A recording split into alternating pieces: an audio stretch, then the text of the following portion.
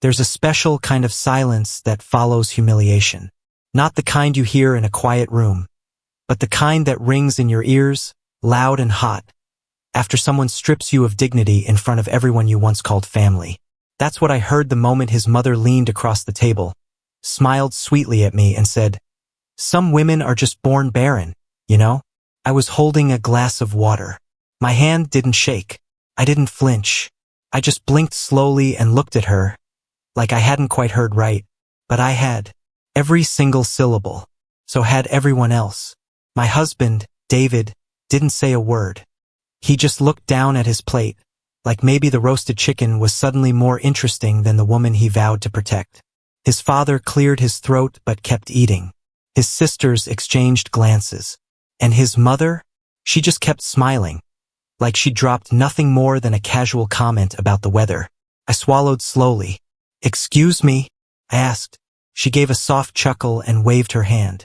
"Oh, don't be so sensitive, darling. I'm just saying 3 years and not even a miscarriage? That's unusual, isn't it? Maybe something's just wrong with your side of the body." David still said nothing. I looked at him, my husband, my partner, my silence keeper, and I realized in that moment, this wasn't new to him. He'd heard her say things like this before. Maybe not this loud, but loud enough, and he never stopped her. I set my glass down carefully, wiped the corner of my mouth with my napkin, and smiled. The kind of smile that stretches too wide, feels too calm, and carries the weight of 1,000 unspoken things. Because while they sat there judging me, I was holding something far heavier than their opinions. In my purse, tucked neatly between my lip balm and my phone, was an envelope. One that held a truth none of them were ready for. 3 months ago, I took a test. 2, actually. One was a DNA test. The other, a quiet consultation at a fertility clinic. And while everyone in this room kept pointing fingers at me, while David let them, while his mother smirked and twisted her knife a little deeper, they had no idea the truth wasn't mine to carry. Not anymore. I picked up my fork again. "Pass the rice, please," I said gently. But my mind wasn't on food. I was done protecting people who wouldn't lift a finger to protect me. And if they thought this dinner was uncomfortable, they hadn't seen anything yet. Because before I ruined their perfect little family dinner, I needed you to know the whole story, what they did to me, what I covered for, and the moment I decided I'd had enough. Long before the dinner table ambush, there were whispers, tiny cracks disguised as jokes, backhanded compliments, the kind of insults that smile when they stab. "You don't wear much makeup. That's nice, natural, you know?" Men like fertile-looking women. That one came from Aunt Elahor at our engagement party, her eyes darting to my hips like she was scanning for signs of motherhood. David laughed it off. I forced a smile. That was the beginning. After we got married, the real commentary began. Soft at first, then louder as time passed. Month by month, period by period, negative test after negative test. Each one felt like a personal failure. I remember the day David first suggested we give it some time. I had tears in my eyes, thinking something was wrong with me. But he just hugged me and said, "It'll happen when it's supposed to." That first year, I blamed myself entirely. The second year, I started asking questions. Quiet ones. He always had answers.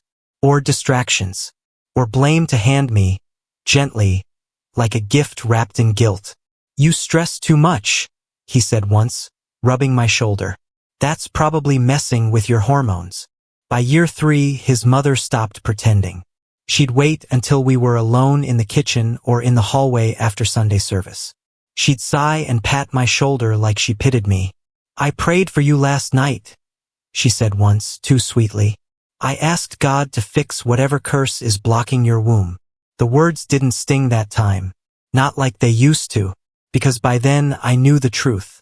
David was the one who couldn't have children. I found out by accident. He'd gone in for a test after I begged him to just check. "For peace of mind," I said. He didn't tell me the results.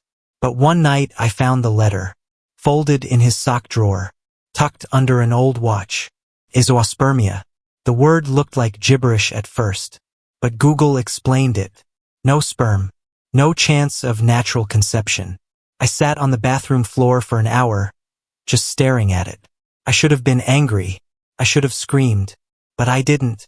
I just sat there in my robe, realizing I had been carrying shame that never belonged to me. And yet, I kept his secret. I protected him. Like a fool. I endured the whispers, the pity, the not-so-subtle threats of a second wife from his family. I buried my pride because I thought love meant covering your partner's weaknesses. But every time I swallowed an insult to shield David, I lost a little more of myself. Until finally something inside me broke. And I realized, if he wouldn't speak the truth, then I would. They had called me Barren for years, but I was the only one in that marriage brave enough to face the truth. And now I was done keeping it a secret. There's something strange about hitting rock bottom. It doesn't make noise when you land. It's not dramatic like in the movies. It's quiet, still, like the moment after a storm when all the trees just stop moving. That's how it felt the night I opened that letter in David's drawer. I stared at the diagnosis. Read it twice. Then again. Azoospermia. 0 sperm count. My body felt too heavy to stand. So I sat there on the cold bathroom floor holding proof that all this time, all this shame never belonged to me. I didn't wake David. I didn't confront him. I didn't even cry. Instead, I folded the paper carefully, slipped it back under his socks, and walked to the kitchen. I boiled water, made tea, and sat at the table until the sun rose. That morning I called a private fertility clinic. Not the one he'd gone to, the one I chose. I told them I wanted the full panel, hormone levels, fallopian scans, everything. I needed to know if maybe, just maybe, I was wrong. But I wasn't. Everything came back perfect. The doctor smiled at me gently, like he knew I'd been waiting years to hear that I wasn't broken. "You're healthy," he said. "In fact, your fertility markers are excellent." I nodded. "Can I get that in writing?" He printed the report and handed it to me. I folded it slowly and slid it into my bag beside my ID. Then I asked for one more thing, a DNA test. Not for a baby, for my husband. I used the tissue sample from his old toothbrush, kept in a Ziploc bag, labeled, dated. I sent it to an independent lab with my information and a fake client name, just in case. When the results came back, I stared at the words on the screen like they were fireworks in the night sky.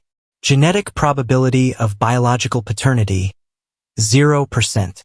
It was final, scientific, undeniable. David could never have children. Not now, not ever. And yet, I was the one his family called cursed. The one his mother humiliated in front of neighbors. The one his aunt prayed over like a demon needed to be cast out. The one his sisters pitted with their "maybe God will still make a way" speeches. None of them ever suspected the truth was sitting across the table, hiding behind David's silence and my loyalty.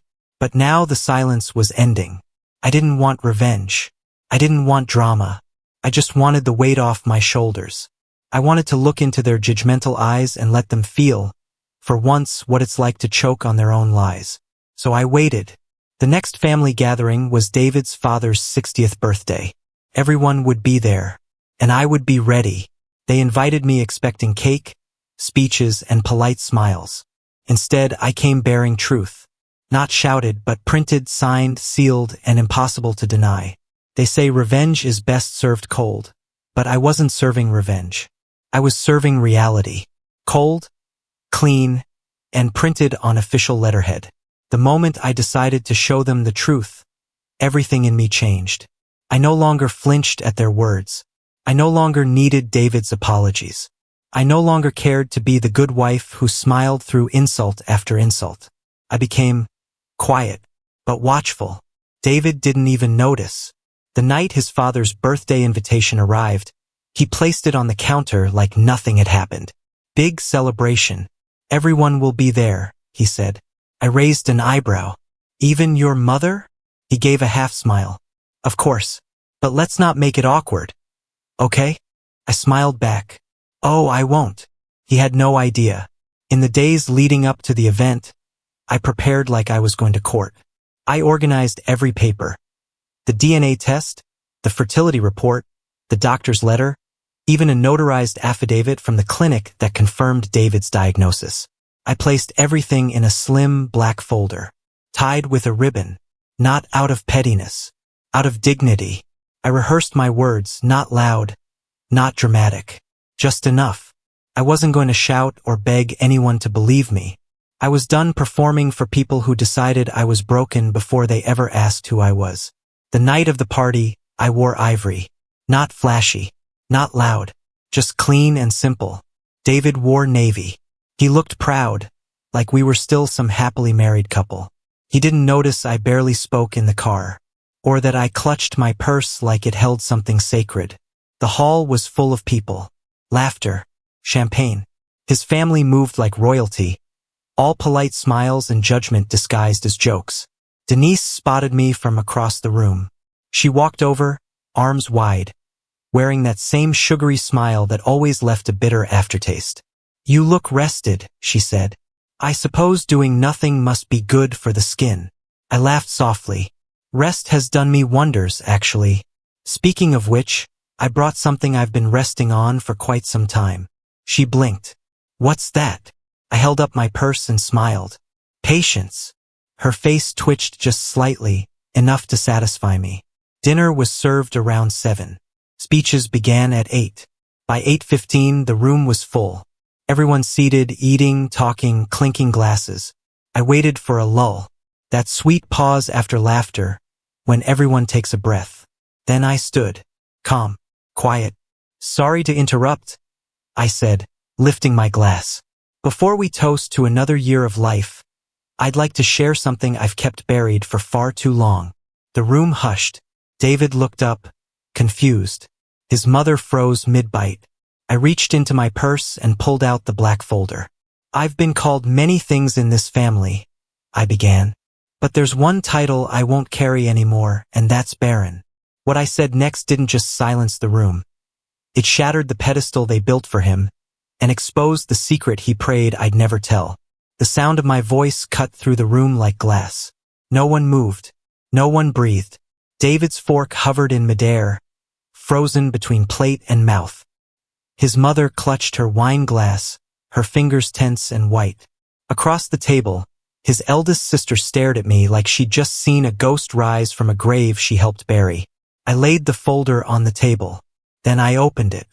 "I've been called barren, cursed, a woman without fruit," I said, my tone steady, my spine straight. "I've been pitted, prayed over, even blamed." I flipped to the first page. "This," I said, "is a letter from my fertility specialist, dated 8 months ago. It confirms that I am, in fact, completely fertile." I passed it down the table, page by page, like communion for the hypocrites. No one spoke. David's father cleared his throat but didn't make a sound. I continued. "Now this one," I held up another sheet, "is a DNA test, conducted by a licensed lab. It confirms that David cannot biologically father a child. Ever." Gasps echoed. I heard someone whisper, "Jesus." David's hand shot across the table. "Stop it. What are you doing?" But I wasn't finished. "Don't worry," I said. "I'm not here to shame anyone. I'm here to stop carrying shame that was never mine to begin with." I placed the last document in front of him. The diagnosis, zoospermia. The word stared up at him like a curse he tried to cast on me, only to watch it boomerang back. "You knew," I said. "You knew all this time, and you let them drag me through the mud." David looked at me, stunned. His lips moved, but nothing came out. Denise slammed her glass on the table. "This is not the place." "This is exactly the place," I replied, calm as ever. "Because you made my womb a public topic. Now, let's complete the conversation." She stood up. "You have humiliated this family." I smiled. "No, you did that. When you opened your mouth without knowing the facts. When you called me barren at dinner tables. When you prayed over me like I was cursed. When you told him to take another wife because I was useless." Her mouth trembled. "We didn't know." "Exactly," I said. "You never asked." David stood now, his voice low. "You went behind my back. You hid the truth. I shot back. I just uncovered it. He stared at me, fury and panic swirling in his eyes. You'll regret this. I leaned forward, eyes locked on his. No, David. The only thing I regret is staying silent for so long. And with that, I closed the folder. The room was dead quiet. No one chewed. No one moved. All their pride, their whispers, their pity. It was lying there in front of them now, shredded by the truth. But I wasn't finished. Because what I said next would turn this from a confession into a transformation. The marriage was over, but I wasn't broken. I didn't walk away in shame. I walked away with my name, my truth, and something they never expected, power. I left the folder on the table. Let them read it again. Let them pass it around like dessert, bittersweet and hard to swallow. I didn't need to stay a moment longer, so I stood up. No slamming of chairs. No screaming, just silence that echoed louder than any insult they had ever whispered behind closed doors. David followed me to the car. His voice shook. We can fix this. Please, don't ruin everything. I paused, slowly turned to him. You think I ruined it? I said softly. David, you let them rip me apart for 3 years while you hid behind silence. He opened his mouth, but I raised my hand. I begged you to get tested. You lied. I asked you to speak up. You sat quiet. I suffered alone.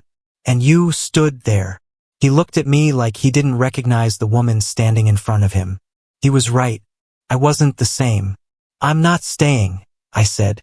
Not in the marriage. Not in the house. Not in the shadows you all built for me.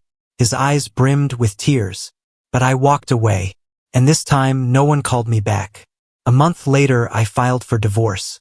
The documents were delivered to his office. Quietly, without spectacle. I didn't need drama. I had my truth. Surprisingly, I didn't feel sad. I felt clean, like I'd scrubbed off years of shame and finally looked in the mirror and saw me. Not their expectations. Not their labels. Just me. Strong. Sane. Whole. I moved into a small studio apartment. It was barely furnished, and the mattress still sat on the floor. But it was mine, and no one called me names here. I started journaling again, opened my old sketchpad, began teaching art classes at a community center for teenage girls. One afternoon, a student raised her hand and asked, Miss, how do you stay so calm when people are mean? I smiled. I don't stay calm, I said. I stay in control, and that scares people more.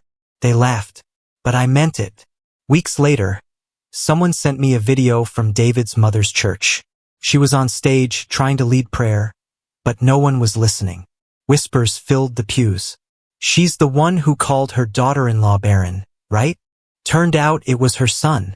I heard they're getting sued for slander.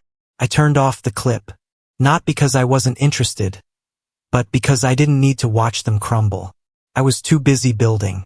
I renamed my art classes Reclaim. Girls showed up in droves. Quiet girls. Angry girls.